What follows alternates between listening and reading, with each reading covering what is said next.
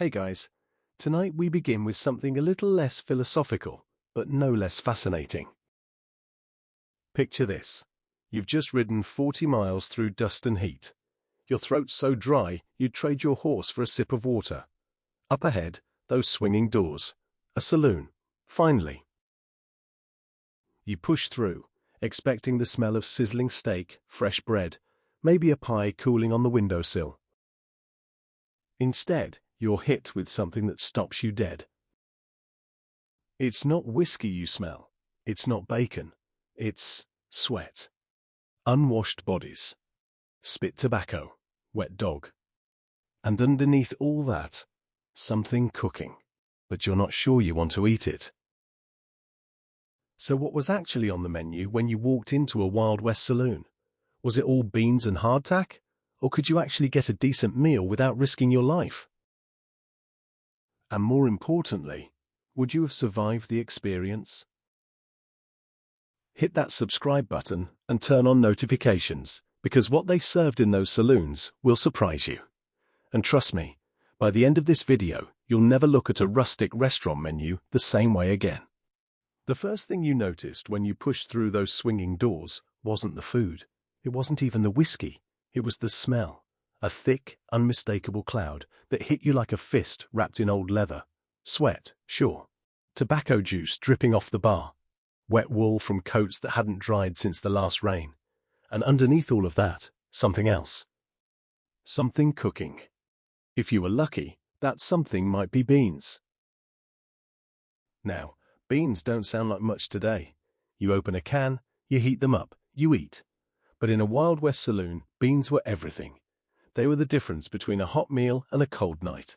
They were cheap, they were filling, and they could sit in a sack for months without going bad. A cowboy could ride 100 miles, sleep in the mud, get shot at twice, and still come looking for beans when he hit town, and the saloon always had them. But here's the thing about those beans. They weren't like the ones you know. No brown sugar, no molasses, no fancy barbecue sauce. These were pinto beans, navy beans, black beans, whatever the cook could get, boiled in water until they gave up and turned soft. Sometimes there was salt pork thrown in. Sometimes there wasn't. Sometimes the water came from a barrel that had been sitting behind the saloon for a week, and you didn't ask questions. You just ate. The pot sat at the back of the kitchen, or what passed for a kitchen. A fire pit, a rusty stove, maybe just a hole in the ground with coals glowing. It bubbled all day, all night, getting stirred whenever someone remembered. New beans got added to old beans. Water got topped off. Whatever was left from yesterday became part of today. By the end of the week, that pot had seen things, and it wasn't talking. You'd walk up to the counter, and the cook, some grizzled man or woman with arms scarred from grease spatters, would grunt at you. No menu. No prices written on a chalkboard. Just a look that said, you want it or not.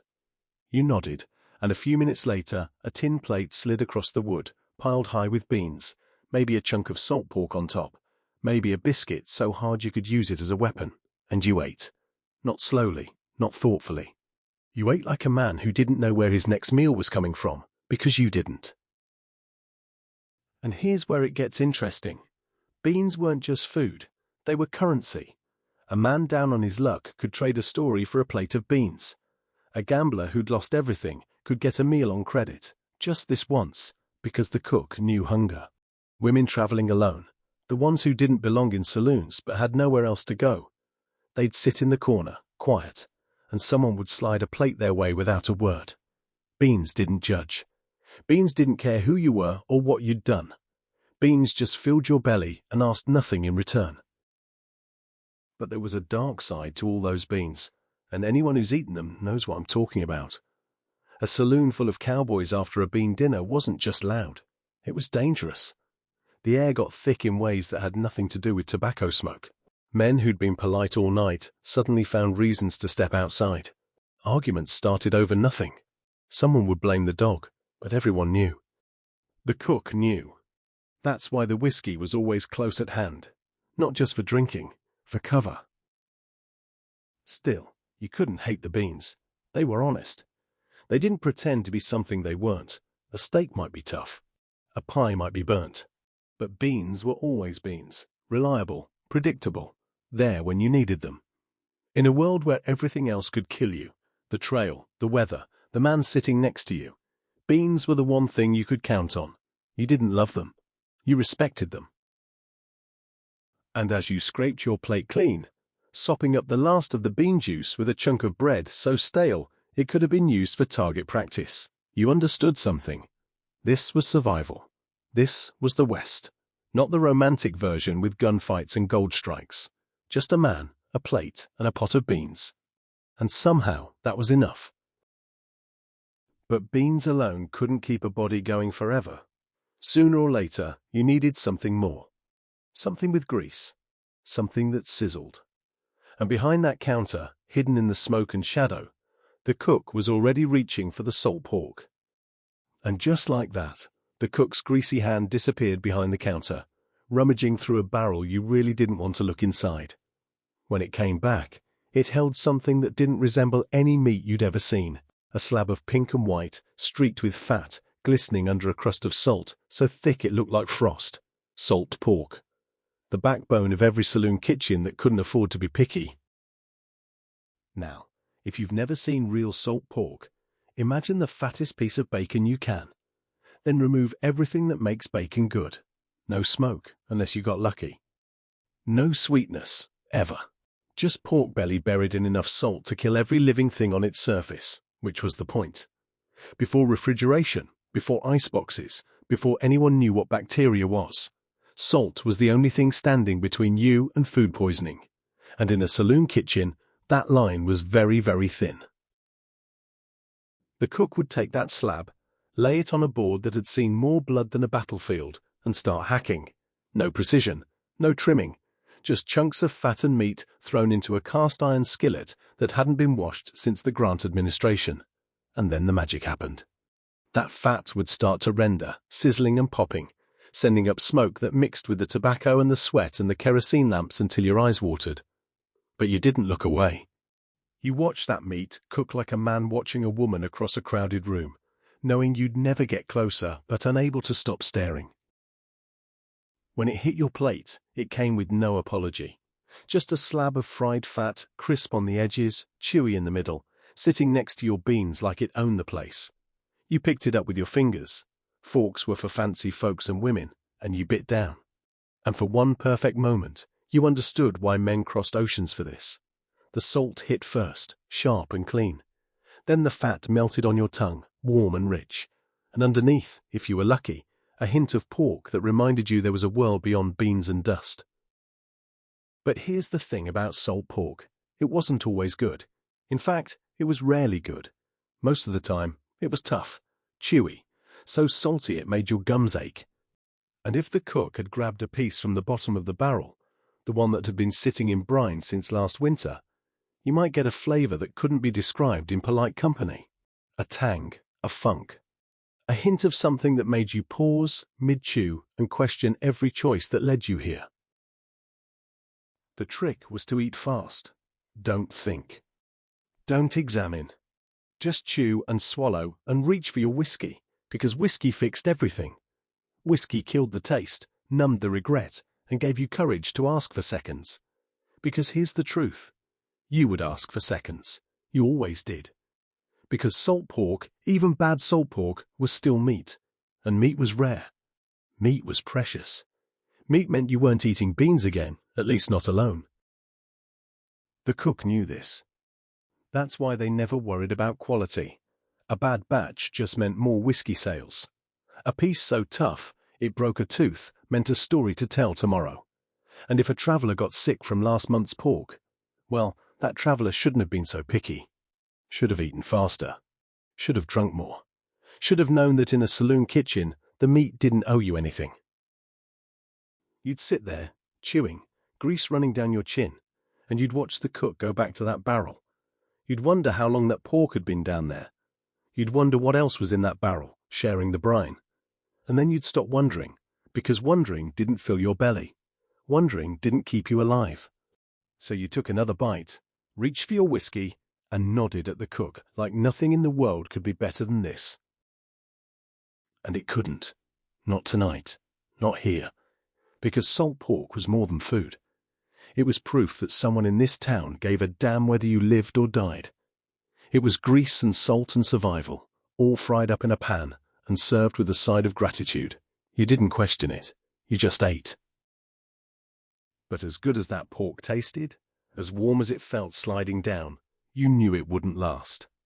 By morning, you'd be hungry again. By noon, you'd be dreaming of something else. And somewhere in the back of that saloon, another pot was already bubbling. Dark, mysterious, full of things you'd never ask about. The stew was coming. You could smell it before you saw it. That pot. The one in the back corner, tucked behind the stove, bubbling away like it had secrets it would never tell. Steam rising, thick and fragrant, carrying notes of something that might have been beef, might have been onion, might have been nothing but hope and hot water. Every saloon had one. Every cowboy knew about it. And every single one of them approached it with a mixture of hunger and fear that you just don't find in restaurants today.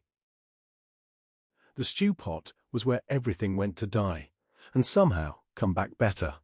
Leftover beans from breakfast, bones from last week's salt pork, vegetables that had started softening, then given up entirely, meat that couldn't be identified by anyone sober. It all went in, all of it. And then the cook would stir, add water, add salt, add whatever was left in the bottom of a bottle, and let it simmer until the clock didn't matter anymore. Now, you need to understand something about that stew. It wasn't a recipe. It wasn't planned. It was a living thing, evolving day by day, hour by hour. What you got at noon was different from what you got at midnight. What you got on Monday might be completely unrecognizable by Friday. Some men claimed they could taste the whole week in a single bowl. Others said they preferred not to taste anything at all, just close their eyes and swallow. The cook would dip a ladle into that pot, and you'd watch it emerge dripping with brown liquid, chunks of something floating in it, steam curling up like ghosts. Into your bowl it went, sloshing against the tin, and you'd look down at a meal that could save your life or end it. There was no way to know which. You just had to trust. Trust the cook. Trust the pot. Trust that whatever went in last week wasn't poisonous, or if it was, that the boiling had taken care of it. And here's where it gets really interesting. That stew, that bubbling cauldron of mystery, was often the best thing you'd eat all month. Because when it worked, when the flavors somehow found each other in that dark pot, it was magic, rich, deep, complex in ways no planned dish could match. You'd get a spoonful that tasted like beef, then another that tasted like rabbit, then another that tasted like something you couldn't name but wanted to marry. The pot didn't care about consistency. The pot gave you variety whether you wanted it or not. But when it didn't work, when the balance tipped wrong, that stew could haunt you. Too much salt and your tongue would curl. Too much fat and your stomach would rebel. Something old, something that should have been thrown out but wasn't, would make itself known halfway through the bowl, and you'd stop chewing. You'd look at the cook would look at you. And without a word being spoken, you'd both agree that some questions don't need answers. The smart cowboys knew the trick. They'd watch who else was eating. If the regulars, the ones who'd been here before, were digging in without hesitation, you were safe. If they were pushing their bowls away, leaving half uneaten, you ordered whiskey instead. The stew never offended the regulars. The stew knew better.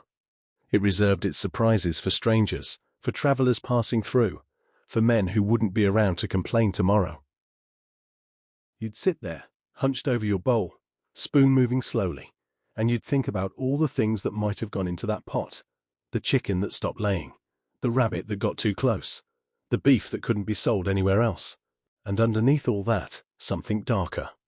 Something that made you glance at the saloon dog, just to make sure it was still there. It always was. Probably. Mostly. But here's the thing about being hungry. Real hungry. The kind of hungry that comes from days on the trail with nothing but jerky and hardtack. That kind of hungry doesn't care about mystery. It doesn't care about where the meat came from or how long it's been in the pot.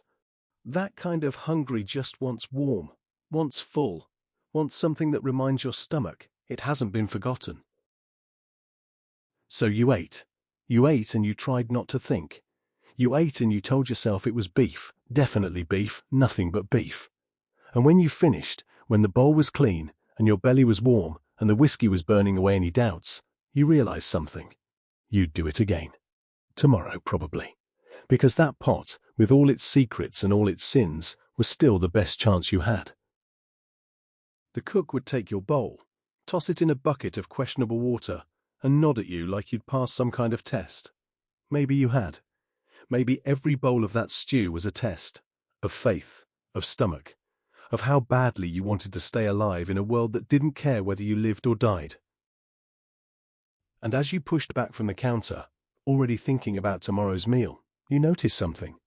Behind the cook, on a rough wooden shelf, sat a cloth-covered basket, steam rising from it. A smell different from the stew. Lighter, sweeter. Almost like home.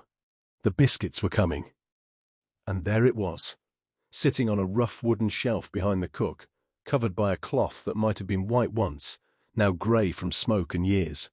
Steam curling around the edges, carrying a smell so different from everything else in that saloon that it stopped you mid-chew. Bread, real bread, or something close to it. In a world of beans and mystery meat and stew that couldn't be trusted, bread was a miracle.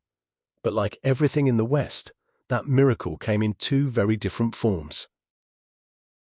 First, the biscuits. When the cook knew what they were doing, when the stars aligned and the flour wasn't weevilly and the baking powder hadn't gone dead, you might get something worthy of a prayer.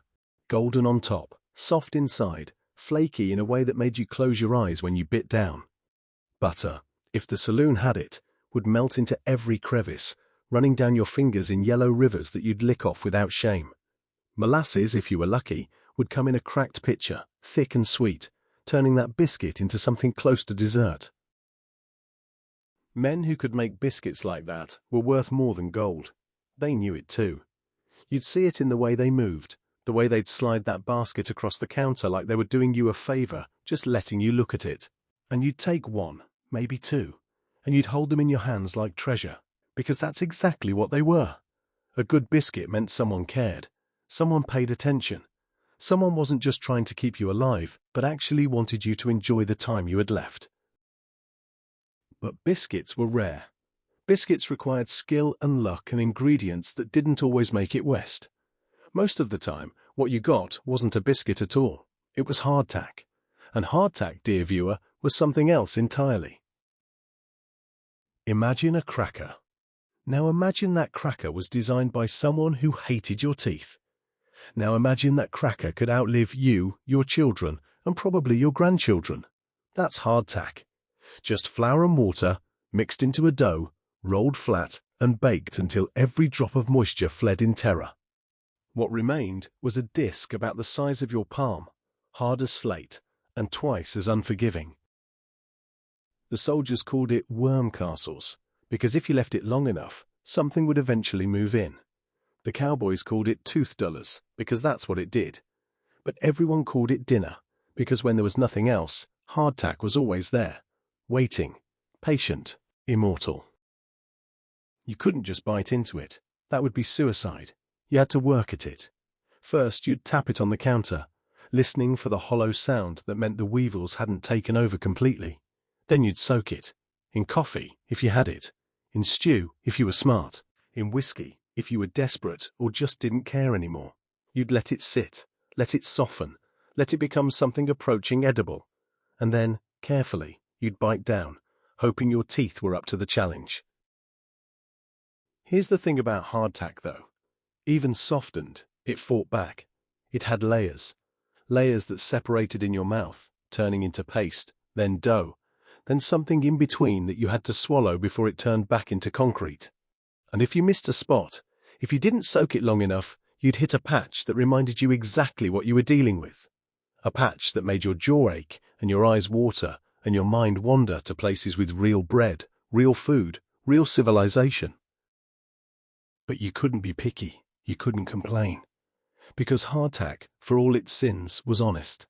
It didn't pretend to be something it wasn't. It didn't arrive at your table with fancy names or French pronunciations. It just sat there, on your plate, daring you to do something about it. And you always did, Because behind that hardtack, behind the biscuits and the bread and the floury miracles, was something you needed more than flavor: survival. The cook would watch you struggle, watch you soak and chew and grimace, and maybe, just maybe, they'd slide something else your way. Something small, something sweet, something that made all that chewing worthwhile. But you had to earn it. You had to prove you could handle the basics before they trusted you with the good stuff. And as you sat there, jaw working, hardtack slowly surrendering, you'd think about that basket behind the counter. You'd think about the biscuits you'd heard about, the ones that melted in your mouth, the ones worth crossing deserts for. And you'd wonder if today was the day. If today, finally, the cook would take pity on you. You swallowed, you reached for your coffee, and you waited. Because in a Wild West saloon, good things came to those who waited. And sometimes, when you least expected it, the cook would reach into that basket and pull out something that made every jaw ache worth it. Something that tasted like home. Something that reminded you why you kept riding, kept hoping, kept walking through those swinging doors. The pie was coming. You waited, jaw still aching from the hardtack, stomach half full of stew, and you watched that basket like a man watching a woman dance. You knew what was in there. Everyone knew. But knowing and tasting were two different things, and in a Wild West saloon, the distance between them could stretch out like the prairie itself. Pie.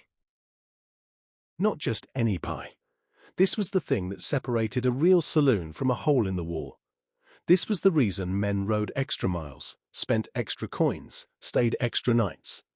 A good pie meant civilization had arrived. It meant someone in this town gave a damn about more than just keeping you alive. It meant there was hope.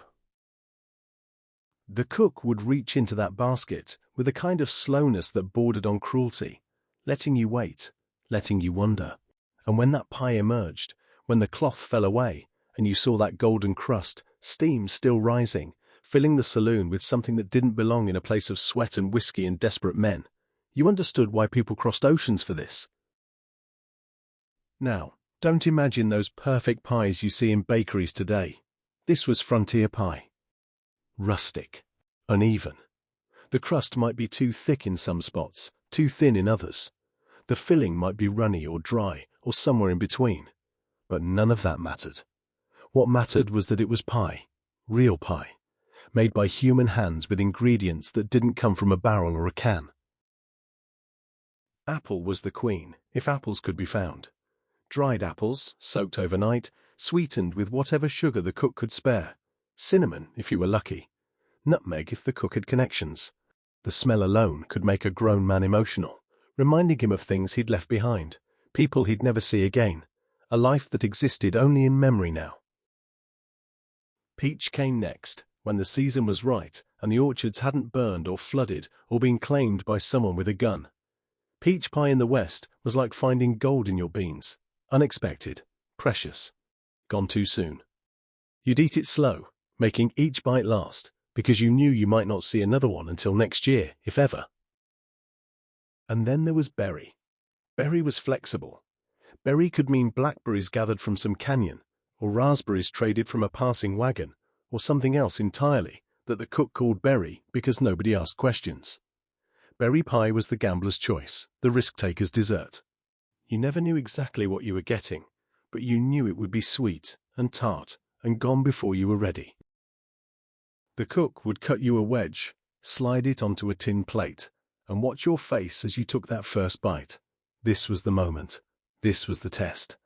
If you closed your eyes, if you let out a sound that wasn't quite words, if you forgot for one perfect second where you were and who you were and what you'd done to get here, you passed. The cook would nod, satisfied, and maybe, just maybe, give you a second slice later. But here's the dark side of pie in the Wild West. It could start wars. Not the kind with armies and cannons, but the kind that emptied saloons and filled graveyards. Men who'd been civil all night, who'd played cards without cheating and drank without fighting, would suddenly become animals over the last slice. Words would be exchanged, chairs would scrape back, hands would drift toward holsters. And over what?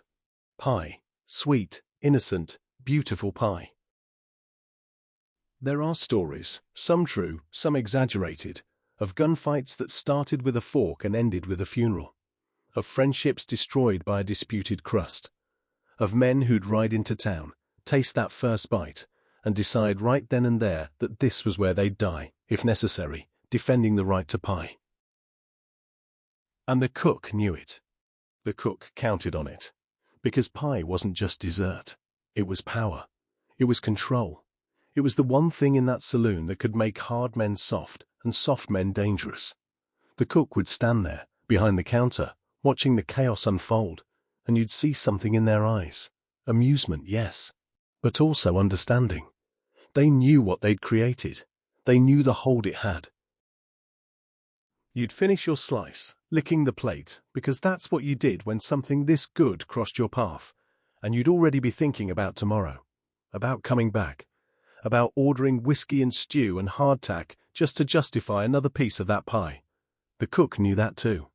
They'd already started planning tomorrow's batch, wondering what fruit might appear, what magic might happen. And as you sat there, sugar still on your lips, warmth in your belly, you realized something. This was why you kept riding. This was why you put up with the dust and the danger and the loneliness. Moments like this. Moments when a stranger handed you something beautiful and asked nothing in return but gratitude.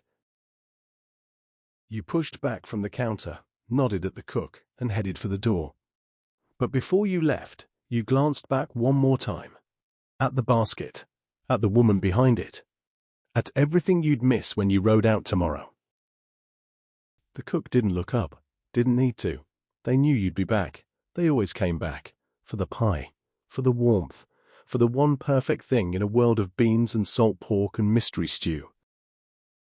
You pushed through the swinging doors, and the dust hit you again, and the heat, and the miles ahead. But you carried something with you now, something sweet, something that would last until the next time you heard those doors creak open and smelled what was waiting inside. Coffee, strong and black and thick enough to stand a spoon in, waiting on the counter, always waiting, like the West itself.